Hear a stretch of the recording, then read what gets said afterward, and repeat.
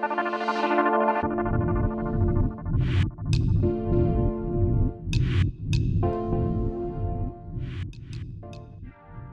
Cooperative Ikramullah धारेजो ने Jamaat Islami public add committee जिला शरकी के वफ्द से मुलाकात के बाद कोऑपरेटिव डिपार्टमेंट की जानिब से सोसाइटीज के मसाइल के हल के लिए एक कमेटी तश्कील दे दी है।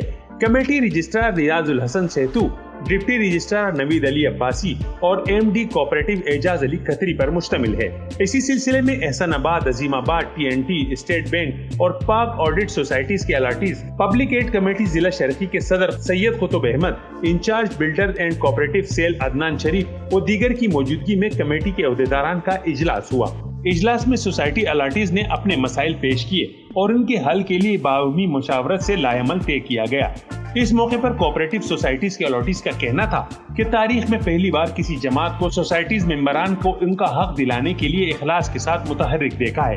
जिन अलाटीज की कोई नहीं सुनता था, आज वो डिपार्टमेंट के सामने इज्जत के साथ बैठकर अपने मसाइल रख रहे हैं। कैमरामैन रिजवान अली के साथ कमरुर रहमान, जसारत न्यूज़, कराची।